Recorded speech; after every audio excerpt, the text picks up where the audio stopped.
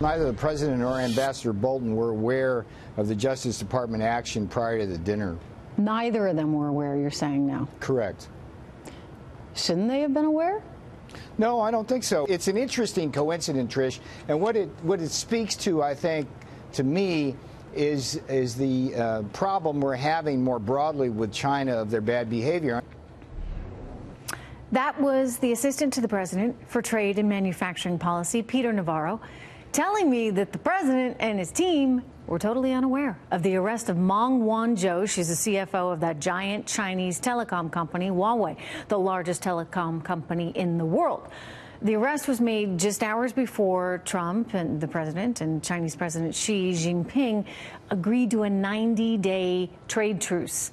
New tonight, that executive now facing charges of fraud, accused of attempting to evade U.S.-Iranian sanctions for 5 years and now facing up to 30 years in a U.S. prison.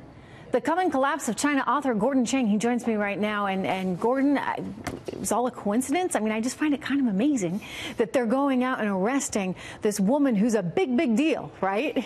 Especially in Chinese society. And they never bother to tell the president while he's sitting down to dinner with Xi Jinping. Well, she's royalty in the communist system, but it could be a coincidence, Trish. And the reason is that China's challenge to us is multifaceted, which means our response to Beijing is also multifaceted.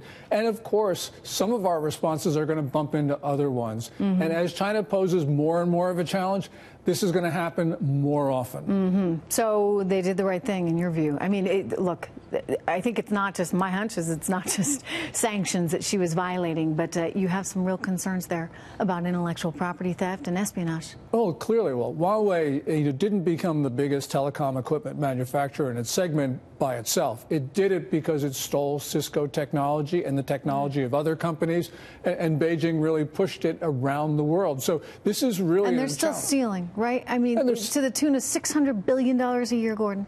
Well, it's hundreds of billions of dollars a year. We don't know whether it's 4, 5, or 6 or whatever. But the point is, when you look at all of the surveys and the studies, such as the Commission on the Theft of U.S. Intellectual Property and the U.S. Trade Representative's report of this March, they all point to hundreds of billions of dollars a year. So if we don't deal with this now, right? If we just say, okay, we're gonna keep allowing people to do business in China, and a lot of these CEOs don't really care because they're too obsessed with quarterly and annual profits, so they want to show that they're active in the Chinese marketplace. If we don't actually say, hey guys, not a good idea, because 10 years from now your company may be out of business because they've stolen all your technology and thus replaced you, what are the consequences? Well, the consequence is that we become essentially a third world economy, exporting agricultural products and scrap metal, maybe some natural resources.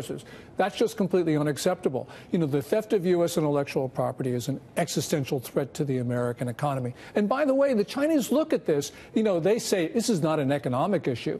They look at the whole concept of comprehensive national power. That's a Soviet idea which they take. That means if they attack our economy, they think they're attacking our society and our military. You brought up the Soviets, so let me ask you.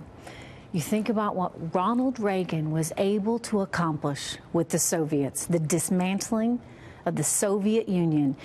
If Trump is truly successful with China, and it may take another 4 years for him to actually really be able to accomplish something like this, could we actually see some kind of equivalent?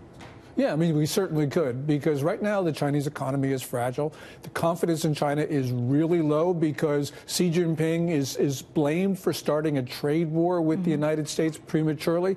So he's in a difficult position, and that means a lot of manufacturers right now are thinking about leaving China. So this is a really consequential time, and President Trump needs to succeed. Gordon Chang, thank you so much. And I would just add to that, don't forget, everyone, we are their biggest customer. They actually need us more than we need them. Without us, what have they got? We fuel their economy because we buy all their stuff. Now, a lot of people will tell you, well, they hold all our debt. And yes, they do. But don't forget, they want to get repaid, right? If they were to say, okay, we're going to, not buy any more debt from you, or what if they actually had to deal with us saying, maybe we're not going to pay you the full amount on that debt? Then what happens? Then they're left with a whole lot of paper that's not worth a whole lot. So in other words, this is a relationship, I would just say, that works both ways. Don't forget that, China.